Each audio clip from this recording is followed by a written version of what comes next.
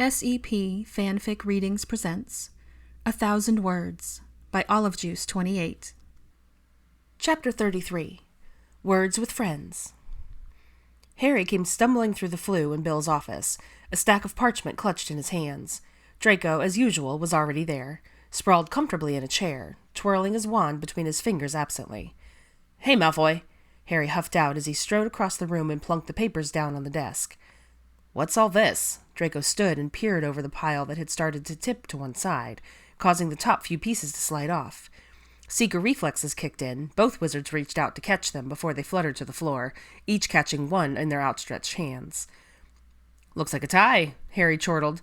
Draco snorted and returned the piece he had rescued to the desktop, and turning an inquiring gaze on his companion. "So," Harry began, inhaling a deep breath, "several things going on here at once, so bear with me." He began sifting through the stack, making several smaller piles in a filing system only he understood. The tall blonde simply stood to the side, watching and waiting for the explanation he knew would eventually come. "All right," the raven-haired wizard pushed his glasses up on the bridge of his nose and turned to peer at his counterpart. "Where do you want to start? Alcott, the portraits, or your weekly update?" Draco scoffed. "There's nothing to update, so let's get that out of the way. I've had no correspondence from any former Dark supporters, nor has anyone tried to harass me or bother me. Good?" Harry nodded, smirking. "Moving on, then."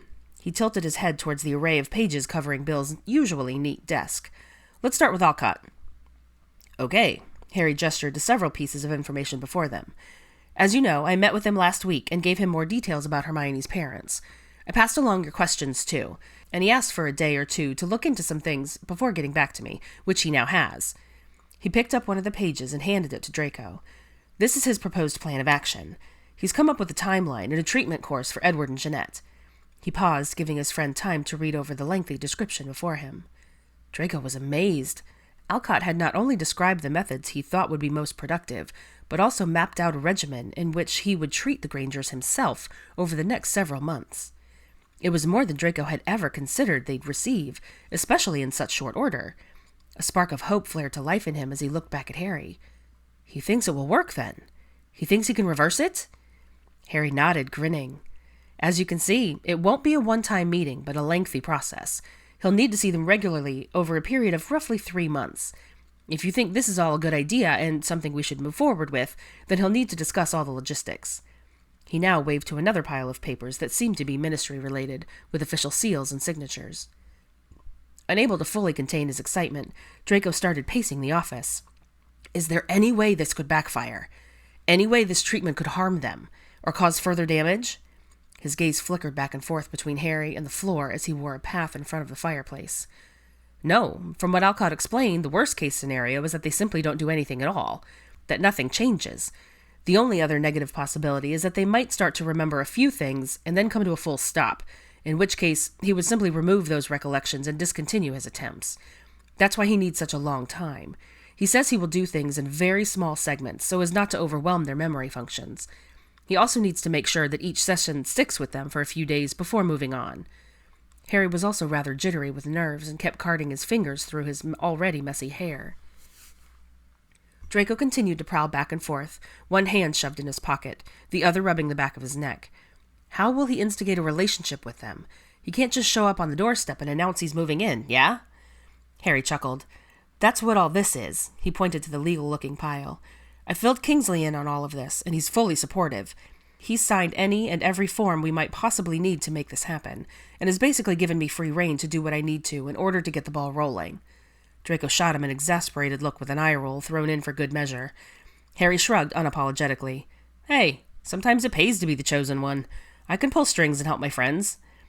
He smirked meaningfully at the pale blonde, who nodded and acquiesced, focusing back on the topic at hand. "If we tell Alcott to go," Harry went on, "I will travel to Redland with him sometime before the end of the month, and get him settled in on a flat somewhere near the Grangers' home. I was surprised he agreed to move, since he seems a bit of a hermit, but he was rather looking forward to it." He chuckled and shook his head. "We'll need to work out the exact details, but the plan would basically be to create an opportunity for them to meet, during which Alcott would use a very mild form of confundus to get them to agree to spend more time with him. He's an extremely accomplished legilimens, and will use that skill to plant certain ideas in their minds that will lay the foundation for an ongoing friendship. Once that's all been established, Every time he sees them, he will work on reversing the spell, planting specific images, and if necessary, slipping them some veritaserum so the images are regarded as fact, and not mistaken for dreams or other inconsequential thoughts. Does he have any memories of Hermione to give them? I've offered as many of my own as he needs. He has a pensive, and I already took him in to see several recollections from when we were in first and second year. I actually had a few that included her parents, which will be really helpful. Draco pondered all that for a few moments, and finally came to a halt in front of Bill's desk, piercing Harry with a penetrating gaze. He has to try. We have to let him try. His voice came out hoarse, but he filled with emotion, and Harry knew as he met the steel-gray eyes across the way that his former rival was as determined and as invested in all of this as he was. He nodded solemnly. I agree. Draco blew out a long, heavy breath. When can all this be arranged? I already have all of the forms signed, so really I just need to let Alcott know that we're on board. I can send an owl as soon as I get back to the office, and we'll go from there. Like I said, we should be able to leave for Redland in a week or so. I already have a portkey granted to me. He rustled through some of the papers until he found the portkey form. I just have to fill out the date. All right then, let's give it a go. Harry grinned and nodded again. Brilliant. He arranged all of the papers concerning Alcott and Hermione's parents in one, slightly neater pile, and then turned his attention to the other stack that had so far remained untouched. Now, about the portraits. He walked around the desk and sank into one of the wing-back chairs as Draco slid into the other. The one for Mr. and Madame Mulkin was presented last week, and Lavender's was delivered 2 days ago. Your mother accompanied me for that, and it went very well. Her parents were incredibly gracious and welcoming, which I know Narcissa was touched by. Draco nodded, knowing it was equally as important to his mother to rebuild their family's image in the wizarding world as it was to him, and he was grateful the Browns had been so receptive towards her. That brings the commissions up to 45 so far. The only other person who died in the actual battle whose portrait we haven't talked about yet is Snape. Harry paused here, knowing this particular project was slightly different than all of the others, wondering what the former Slytherin's thoughts would be about it. Why did his portrait not appear in the head's office after he died? Dumbledore's did. Draco wondered aloud. I asked McGonagall that same question a while ago.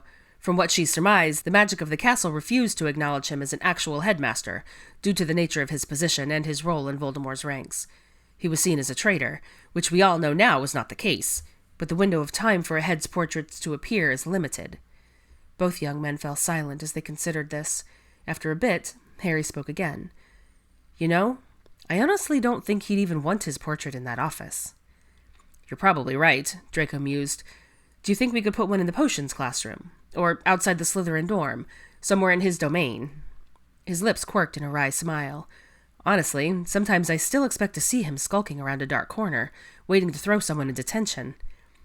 Harry chuckled, or striding down the hall with his cloak flapping around him like a bat. They both huffed quiet laughs as they remembered their former professor. Yeah, I think the potions dungeon would be a perfect spot for his portrait. We could plan to unveil it at the memorial service. Draco froze, his face losing what little color it typically had. Memorial service? Yeah, on the 1-year anniversary. Kingsley said it's been in the works since the new year started. Harry's brow furrowed as he took in the pallid complexion of his friend. What's wrong? Nothing. I just didn't realize. Draco trailed off, not sure how to explain the dread he felt at the idea of hundreds, maybe thousands of witches and wizards converging on the castle grounds to commemorate the events that had taken place last spring. Once again, he was reminded of how very far on the wrong side of it all he had been. It'll be fine, Malfoy, Harry stated firmly. It's not a whole-day event or anything, just a short program where the names of the fallen will be read, followed by a few words from Kingsley, and a light reception afterwards. We can have Snape's portrait available for viewing in the entrance hall before it's permanently hung in the dungeons. Draco nodded stiffly, still not comfortable with the thought of being surrounded by so many who probably, rightfully, blamed him and his family for their losses. But he knew it was months away, and he wasn't about to start dwelling on worst possible scenarios right now. He shifted in his seat and met Harry's concerned gaze with a determined nod.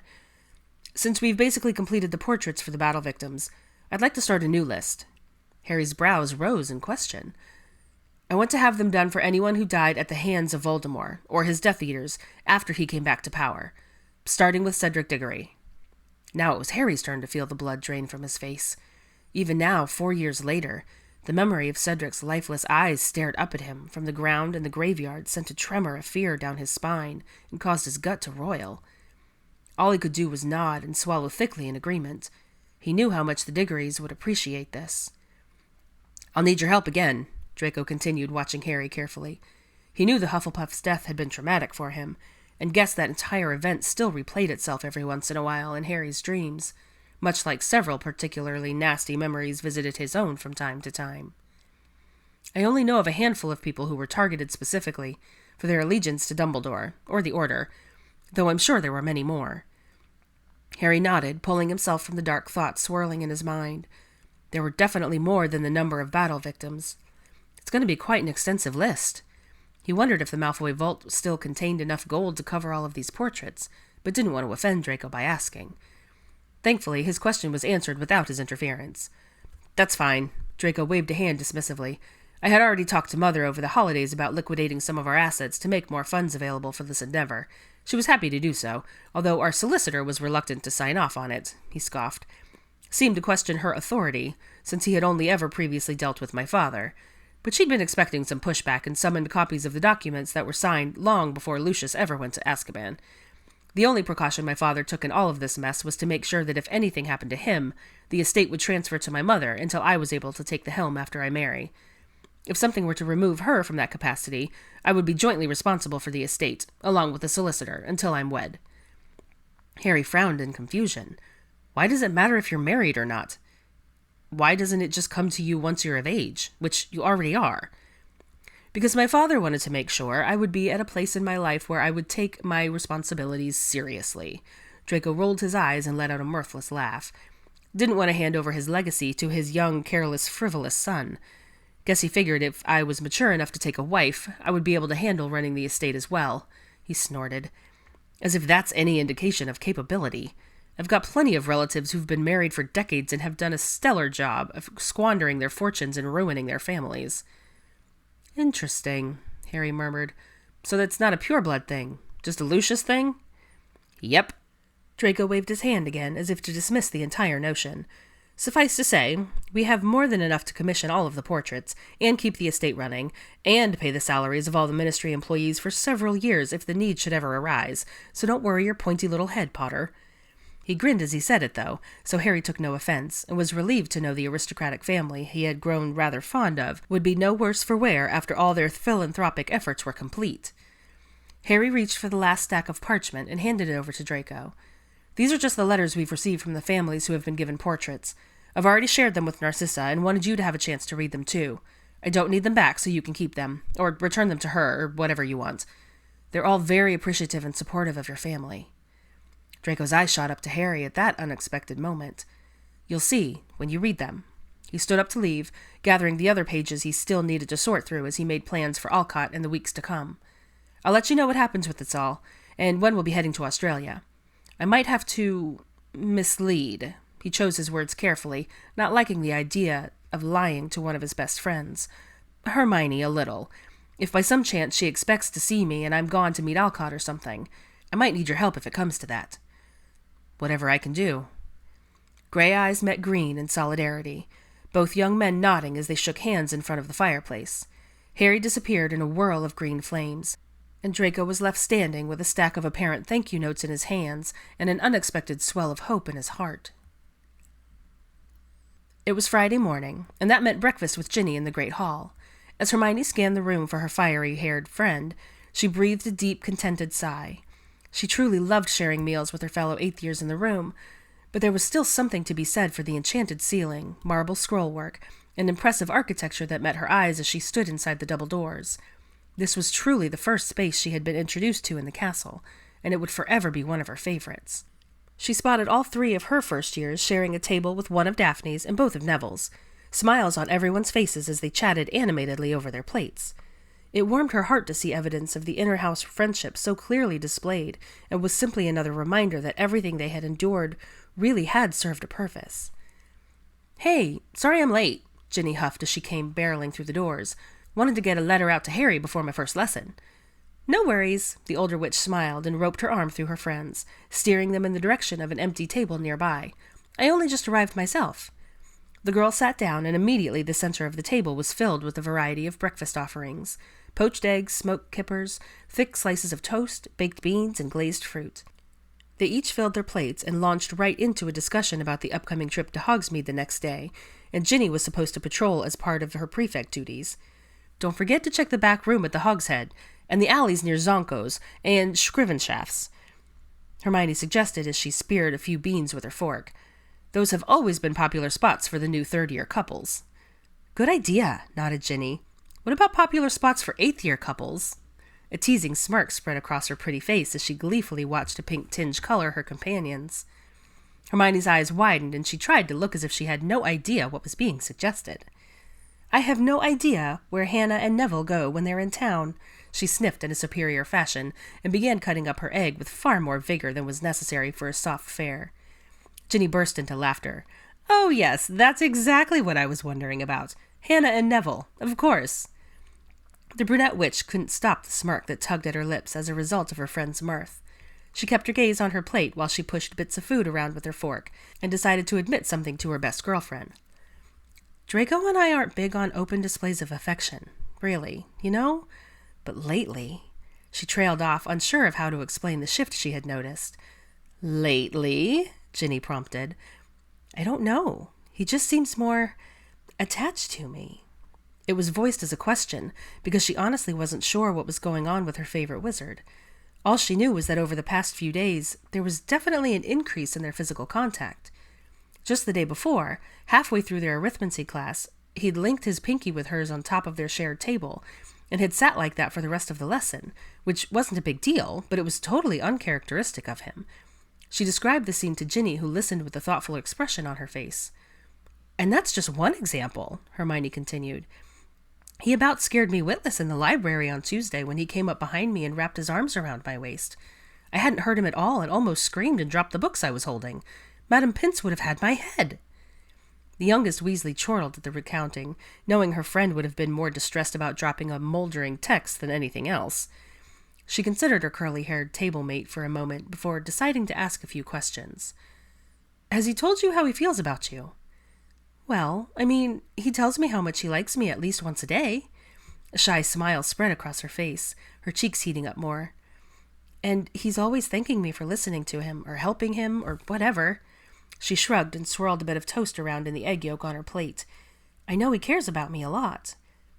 "Has he told you he loves you?" Ginny probed a little further and was unsurprised to see Hermione's eyebrows shoot up as she startled look crossed her face. "No, he hasn't. I haven't. It's just too soon for that," she spluttered frantically, flapping her hands as if trying to wave away the thought. But the younger witch narrowed her eyes and studied her friend for a moment. "What do you mean it's too soon?" "We've only been together since New Year's Eve, really, and before that we'd only been friends since the start of term, and that's just not long enough to... She gave up. She let her fork clunk down on the plate and let her head fall into her hands. Her elbows rested on the table. "You love him, don't you?" Ginny asked quietly, knowing full well that her typically level-headed and very pragmatic friend was struggling to handle emotions and feelings that were probably overwhelming her sensibilities. "Maybe," a tiny voice squeaked from behind her hands. "You know that's okay, right?" Both pairs of brown eyes met, one sparkling with kindness and understanding, and the other wide and searching. "You don't think I'm mental? You don't think I'm rushing things?" Ginny shook her head vehemently. "You can't control how you feel about someone, or how fast you fall into those things. It doesn't mean you need to start planning your wedding tomorrow, but it's okay to admit that you love him and that you're serious about him." At the mention of her wedding, Hermione choked slightly and took a big gulp of pumpkin juice to clear her airway. "No, definitely not planning a wedding anytime in the near or even mildly distant future." She paused and considered the redhead across from her. "When did you know it was Harry?" Ginny grinned and huffed a small smile. "Seeing as I've had a thing for him since I was 10, you mean?" Both girls giggled at that, remembering how tongue-tied and awkward she used to be around the raven-haired wizard. At first it was just a crush, but by the time he hit 5th year, I knew I was never going to be rid of my feelings for him. Even when I went with Dean or Michael or any of the other blokes, it was always him. She propped her chin up on her hand and stared unseeingly across the hall. Our time together during 6th year solidified that for me, even though he ended things after Dumbledore died. I knew why he needed to do that, and I also knew he'd come back. She shrugged and smiled, her attention now focused back on her friend. He did, and now we're together again, and I don't plan for that to ever change. Hermione nodded and smiled, understanding more than she'd expected to, and also knowing just how head over heels Harry was for the sweet witch she thought of as a sister. Does he know? Ginny pinned her with a serious look suddenly. Know what? That you love him. I don't think so. I haven't told him. I don't want to say it if he's not there yet, if that makes sense. Oh, I think he's more than there, Ginny replied confidently. I think he's been there for quite some time. Once again, Hermione's eyes bugged. What makes you say that? Merlin and Morgana, Hermione. The way he looks at you could set this place on fire. He can't seem to keep his eyes off you, or stay more than a few inches from your side, and that's just the glimpses I get in the corridors or on the grounds. Her cheeks flamed, but she couldn't hide the smile twitching at her lips. Really? Would I lie to you? She shook her head and breathed a deep sigh. I guess we'll see what happens then. I'm still not entirely ready to just blurt it out to him, but if the moment should arise... She trailed off, shrugged, and smiled sheepishly. Thanks, Jen. Well, good. Ginny tossed her napkin on the table. Glad to be of service. She smirked and winked as they both stood and made their way towards the doors. You have to promise to share all of the glorious details once you finally declare your love for one another. She feigned a dramatic swoon and gripped Hermione's arm as the other witch giggled and poked her in the side. Yes, I promise. She grumbled good-naturedly, knowing she'd never be able to keep something like that away from her persistent friend, even if she wanted to.